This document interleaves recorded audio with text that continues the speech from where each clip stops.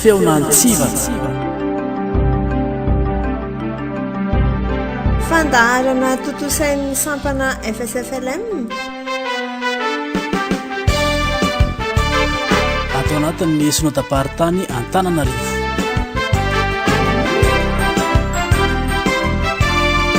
Feonantsivana arahinao eto amin'ny radio teny fiainana isaky ny asabotsy maraina amin'ny 9 ora.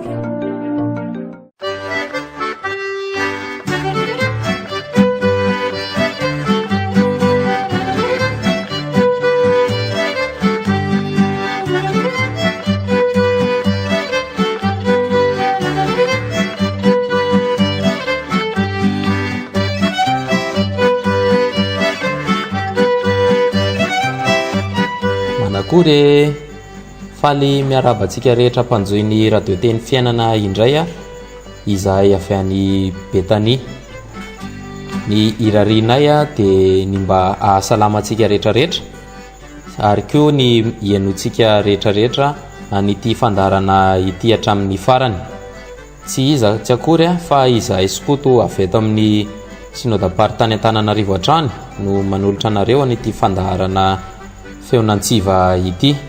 Ivangomatotra no miteny aminareo zao a. I Samson hitako aiketo. Manahoana Samson? Manahoana ry dia miarahaba anareo mpiainoko. Eny ary, hoentintsika manomboka nyity fandarana ity a dia ndeha hiaraka hiaino sy hamaky ny tenin'Andriamanitra isika. Teny soratra masina.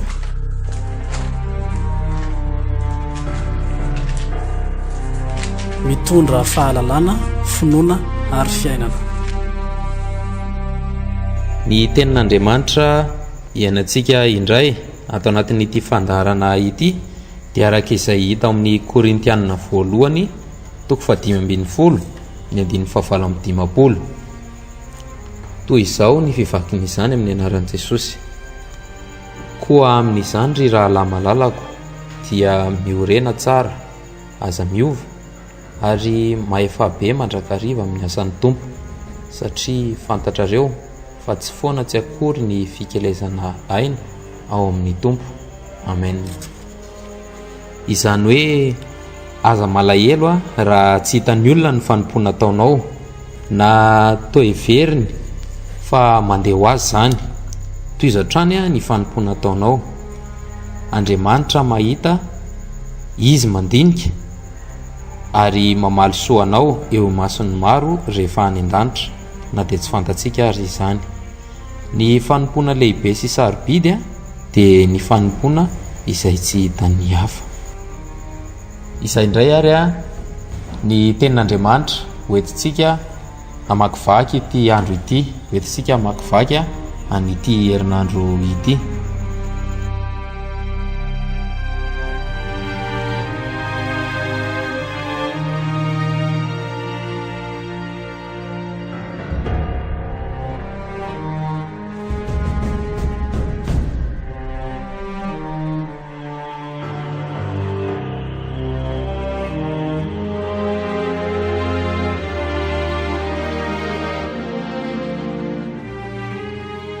Iaraka ivavaka ary isika. Misaotranao indray izay ry Andriamanitra raisotoa fa mbola nomenao tombonandro amin'ity anio ity ka ahafahanay manolotra izao fandarana izao ho an'ireto mpiainonao reto. Izany dia atao mba ho voninahitra ny anaranao. Mamelanay amin'ny tsy fahatanteranay rehetra Tompo, mamindrafo aminay. Taioso tantany no ny madinikao mba ahafahany miaina finaritra. Miosaina matsily izy ireo ahafahana mieritreritra izay tompony ataony. Saotra Tompo. Amen.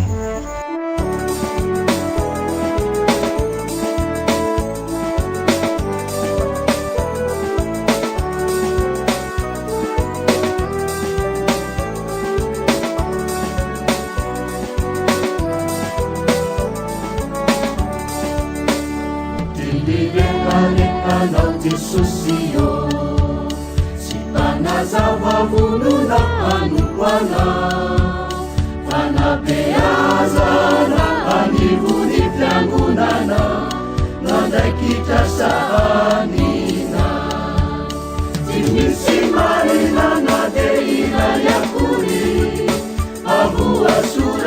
hoe maoamarinina aminy teninao ianao Jesosy marina famarinananao iatoraka aminy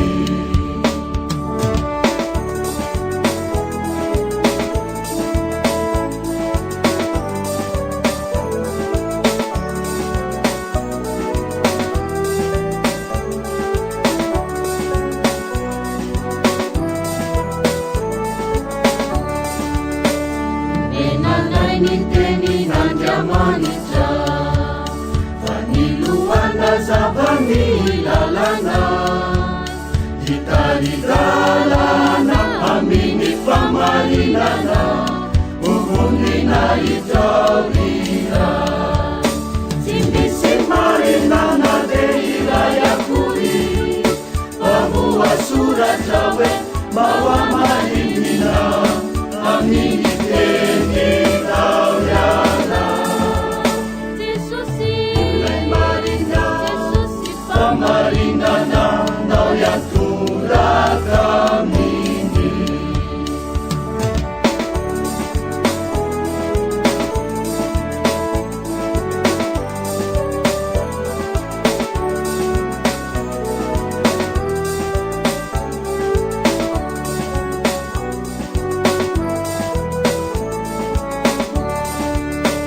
anivatika aminao de sanaty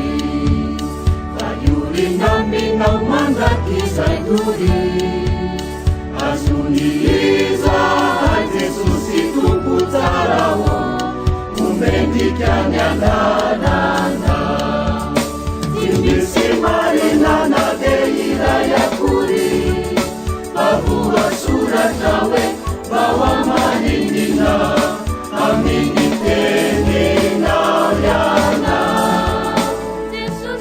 Ilay marina famarinananao iatoraka aminy tsy misy marinana de iray akory avoasoratra hoe maoamarinina aminy teninao iana Ilay marina famarinananao iatoraka aminy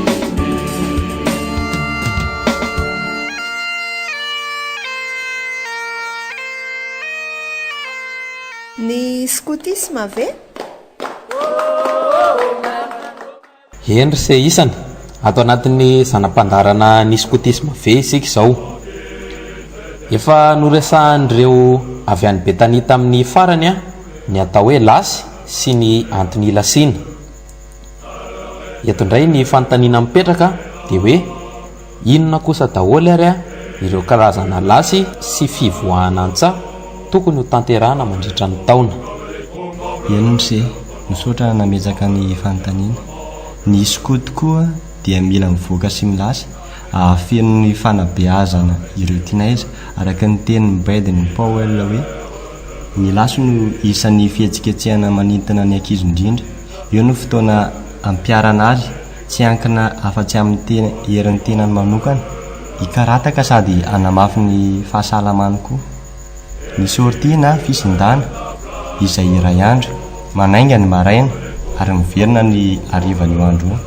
ny weekend araka izany dia filasiana mandritra ny farany herinandro mandeha sabotsy dia miverina lahady ny lasitselatra kosa 3 andro izy io izany hoe indroa andro matory any an-dasiny mpanatrika ny lasy lehibe 5 andro no miakatra izy io mankasitraka ry seny amin'izay fanazavana izay liana dia liana tokoa izahay a ahafantatra ny toyiny izao indray ary no fanontaniana manitikitika anay izavy ry se no afaka mitarika izany lasy izany tsara dia tsara tokoa ny fanontaniana ireto olona manaraka ireto ihany no afaka mitarika lasy ny loam-bondrona manana karatra ara-dalàna ary rehefa avy nanatrika lasy fiofanana loam-bondrona na indray farafakirana ny mpiandraikitra na tony manana karatra ara-dalàna ary efa vita fanekena mpiandraikitra.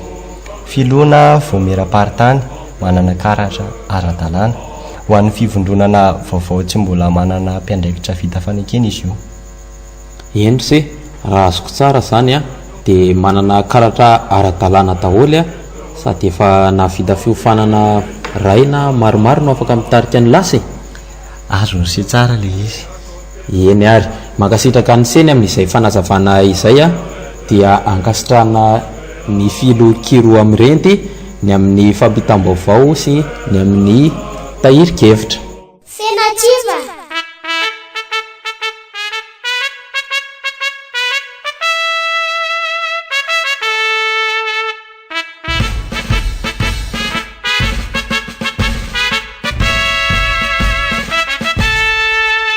Oritili malagasy marobe oh manerana izao nosy izao enoy izao no vaikotanatsika re odina mandramaty anekeo anoko an'Andriamanitra iasa ho an'ny tanindrazana sy ny namana no ireo lalany tiliko raha mbola velonainare.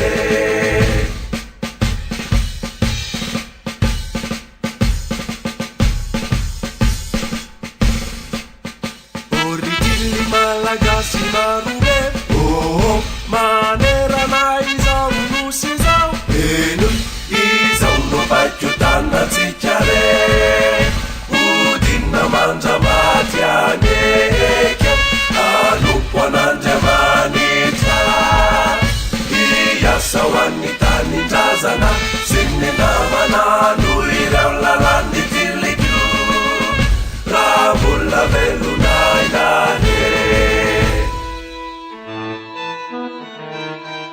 Traikefa Haira andeha fampizara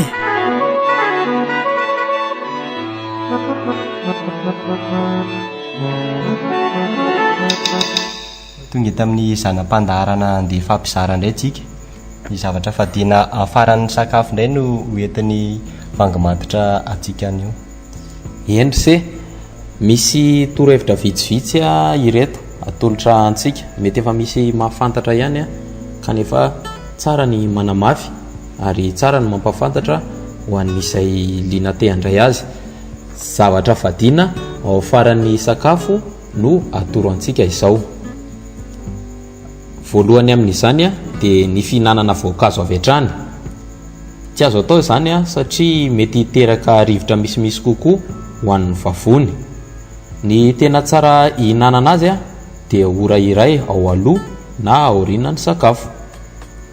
Fadiana ihany koa ny misotro dite rehefa avy misakafo satria iny ravina dite iny a dia misy tahana sidra-makadiry izay manamafy ny protéine ao amin'ny sakafo ho antsika ka ho lasa sary-devonina izany sakafo izany.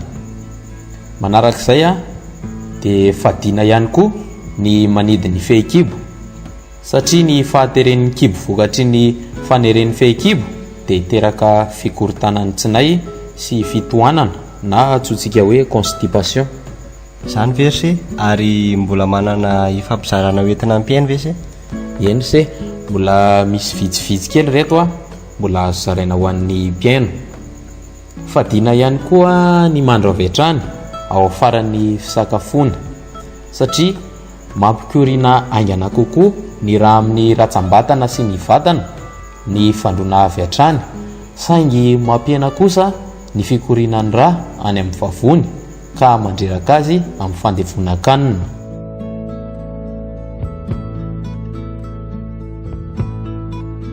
Fadiana ihany koa risea ny mandeha tongotra.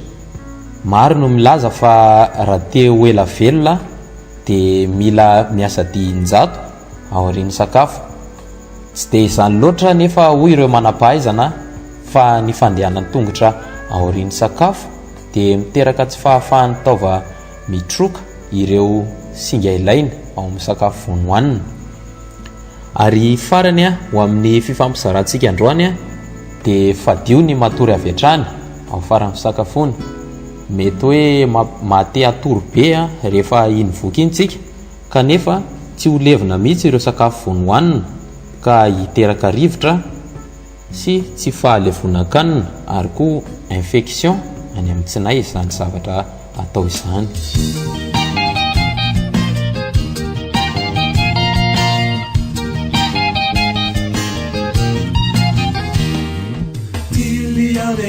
Sika velokira fa ilalao miara-mientana mantsika tsy mba misy mifandao na dia lavitra ny lalakely mbola ho aleha tilika tsy mba kivy na viaza ny morambe ila ny tily manako toy ny lamako tsy mba miato tily andeha ilasiraka mifalifaly fo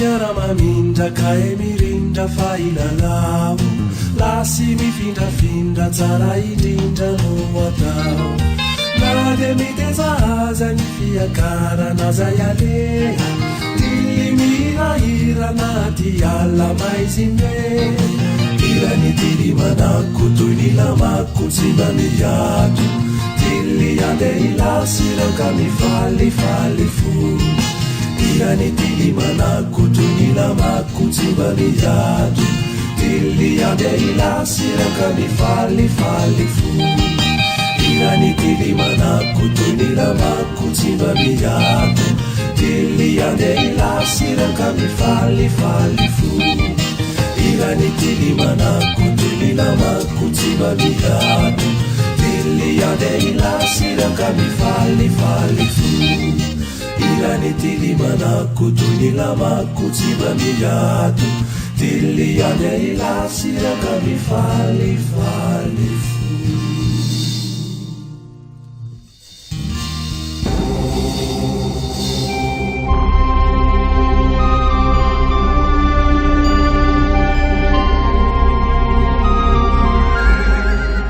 Afatry Baden-Powell.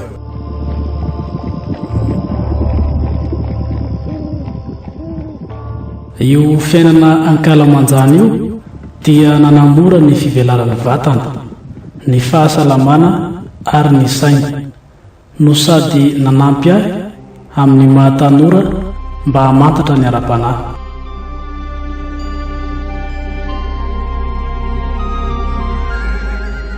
Afatry Baden-Powell. Nosotonina tao amin'ny boky Life Snakes and How to Meet Them na ireo sakana eo amin'ny fiainana sy ny fiatrehana azy, nosoratan'ny Biby tamin'ny taona 1970.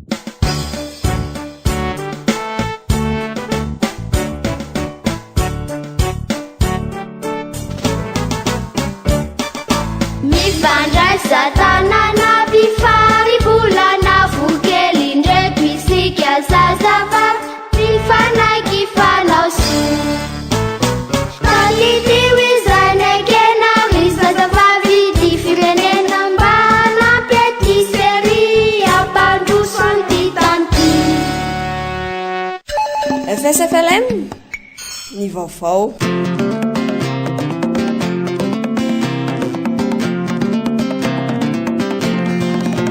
Manolotra ny fiarabana rse sorohitra ranotratrany no eto amin'ny fanolorana ny vaovaon'ny FSFLM manasanareo anaraka izany hatramin'ny farany. Vomera serasera sy fifandraisana feonan-tsiva FSFLM espianta rahampitso alahady 20 febroary no fotoana natokany serafifa anatanterahany ny fiaonana izay fanao fotoana ifanomezana eo amin'ny farmasia Ambobao amin'ny 2 ora sy 5. Arak'izany ary dia ampatsahivina isika serafifa rehetra mba ho tonga araka io fotoana voatondra eo. Aza tonona ireo vimbina izay efa nifanarahantsika ary mitondra ihany koa mari-pamantarana na badge. Maro dia maro ny lahadinika ifampiresahantsika akoatra ny fifampiarabana natratra ny taona sy ilay hetsika manokana izay ho hitantsika ao anatin'izany fiaonana izany. Tiana isady ihany koa nefa milaza aminareo mpiaino fa atsoatsy dia iova endrika kely indray ny fandarana feonan-tsiva ampiainona tanteraka ny fankalazana ny 20 taona ny FSFLM.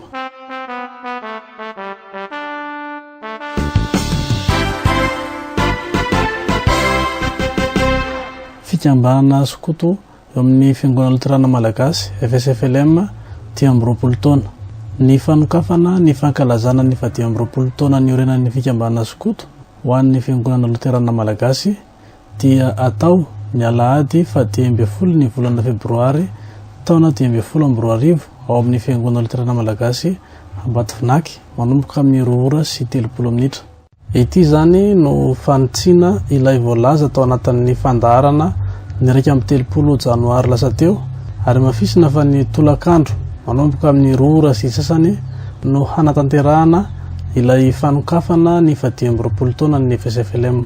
Antsona araka izany isika skoto luterana rehetra manerana ny synodam-paharitany Antananarivo ho tonga hanome voninahitra n'Andriamanitra mandritra izany fotoana izany. Ny 2 febroary lasa teo moa dia nisy ilay fivoriana tanterahan'ny komitin'ny fankalazana niaraka tamin'ny barao nasionaly ny FSFLM tao amin'ny 17 hektara koa indro entina amintsika ny akon'izany. Natolotry ny filoha nasionaly ny FSFLM Andriamato Mark ireo tompon'andraikitra hitarika izany komitin'ny fankalazana izany izay tarihan'ny pastora Feto Nelson Rakotondrasoa mpitondra fitandremana Ambohimasina Itosy sady tonian'ny FSFLM Spiantara teo. Toy izao ny andinindininy mikasika izany. Io fanapakevitra miaingavana komite nasionaly tamin'ny Moramanga. Dia rehefa namoaka ny tany fanapakevitra tany dia hoe omena Antananarivo ny fitantanana ny filohan'ny komitin'ny Jobilatra fankalazana 10 taona. Dia rehefa mijery zany ray dia hoe raha zay misy dia zao ny akaiky indrindra sy mety indrindra ao anatin'io nanapahana azy dia nitonia ny FSFLM Spiantara pasteur Fety Welson. Io zany dia zao eto zany dia eto no amoahana an'izay ofisialy fa mitsangana voalohany aloha teny efa mitsangana ny komitin'ny Jobilatra fankalazana 10 taona ny FSFLM. Dia ny pasteur Fety Welson no président ny komitin'ny Jobilatra. Dia misorotena ny komite nasionaly zany miarahaba ary amin'ny anaran'i Jesosy no anaovantsika satria fitantanana sy fanapakevitra fandarana avy aminy zavatra rehetra ka izy tompony asa sady lohan'ny fiangonana lohan'ny fikambanana izy omby sy tatana ka manampy am'zay amin'izay adidy lehibe zay mian'izay zay dia mba hatanteraka tsara ombany fitahiako anay masina ary ambany fahasavan'i Jesosy Kristy tompontsika. Tsy ny andrela fa avy hatrany dia nanolotra ny vinavinan'asa entina ankalazana izany fotoan-dehibe eo anivon'ny sampana skoto zany ny filohan'ny komitin'ny fankalazana pastora Feto Nelson. Mietsika fankalazana zany dia zao ny fomba herivelitra arosoko amintsika ho fankalazana ny 10 taona. Seminaire voalohany atao zay ampahafantarana ny fanabeazana skotisma amin'ireo pastora atao anatin'ny FLM. Ny faharoa dia fampiofanana antsika atao anatin'ilay dia misy ireo tompony andraikitra filompy andraikitra komite fivondronana dia omena fampiofanana ireo zavatra efa hay fahatevenina ireo zavatra mbola tsy hay mihitsy. Etsika fitadiavam-bola zany etsika faharoa ao anatin'ity fankalazana ity ary misy ireo mahalala-tanana samihafa izay heverina hoe tena ao anatiny ireo skototra anay maro. Dia ampatsahivoko matetika ilay teny amin'ny Isaia 30 mitsangana mihazava fa tonga ny fahazavana ao. Ny fahatelo zany dia etsika fananganana tsangam-bato. Ny tsangam-bato 10 taona efa voaresadresaka izy io fa mampatsiano ataoko azy dia ivitoerana FSFLM. Dia miendrika sy ho asan'izany ivitoerana FSFLM zany dia trano fohy be ao ipololotra vao amin'io trano fohy be io ny fitantanany raharahany FSFLM rehetra tena anatotosana ny fanabeazana skotisma amin'ny endriny feno fahamorona fialam-boly kristianina ny skoto. Ny ty 10 taona ty dia atao ho fanomboana. Fa ankoatr'izany dia nentiny ihany koa ny fandaharana ankapobeny manodidina izany fankalazana ny 10 taona ny FSFLM izany. Pastora Feto Nelson hatrany. Ny fanampiny zay etsika goavana be atao hoe reto zany etsika madinidinika zay etreretinao atao eo anelanelany eo dia ity ny fanokafana dia ny herinandro fahatelo volana février 2015 amin'ny alalan'ny fitaopivavahana zay tanterahana eto Antananarivo ao amin'ireny voatsosona dapartany Antananarivo dia eny Ambatolaky izany. Ny ivony izany fankalazana fa 5 taona izany dia sokafana amin'ny alalan'ny fitaopivavahana eto Antananarivo sady fangataham-pitahiana ho an'ny laso-jôbily izay tanterahana any Manakara ka miara mivavaketo zany zay afaka miara mivavaketo dia avy eo miara mirodorodo midina makany Manakara mamonjy ny laso-jôbily. Izay zany le hoe ivony ary ny famaranana azy dia ahetsika fanamariana lehibe.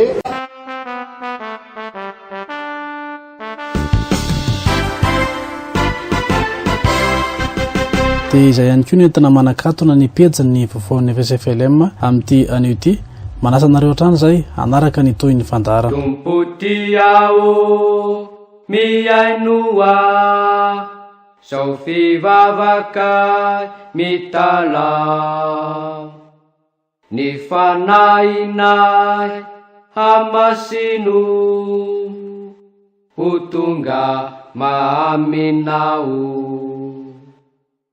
Tumputiao mijere reto zandrinao marobe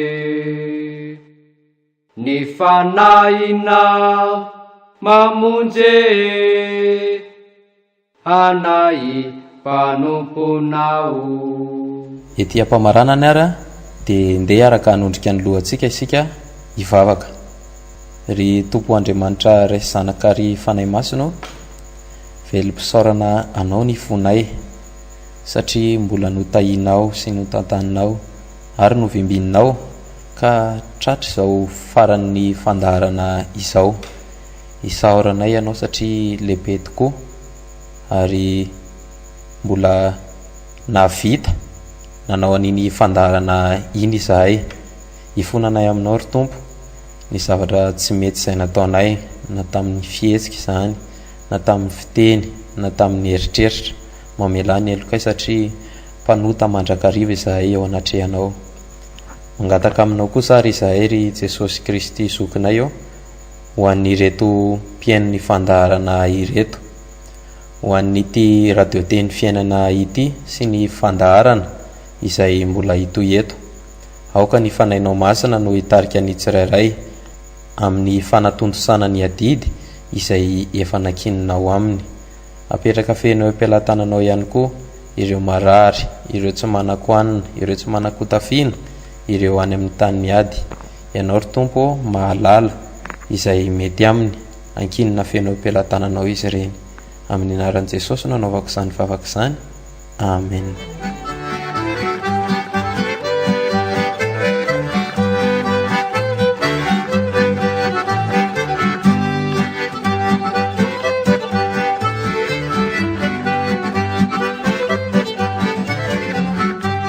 Tapitra ny fandaharana ry Samson. Eny tokoa sy vity ny fandaharana amin'ity anio ity. Mino izahay mirahalahy fa mazava amintsika ny karazana lasy sy ireo mpitarika azy. Ity ampamaranana ary dia tsy hay ny tsy hisaotra an'Andriamanitra, fa raha tsy noho izy dia tsy totosa izao fotoana izao. Ireo teknisianina eto amin'ny radioteny fiainana, ianareo mpiaino manaraka tsy tapaka amin'ny fandaharana. Mirary soa dia mirary ny fitahian'ny Tompo ry sea.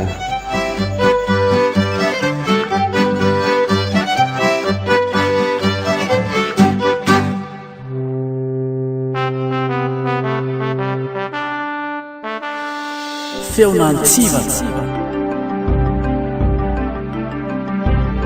fandaharana totosain'ny sampana FSFLM atao anatin'ny sonodaparitany Antananarivo.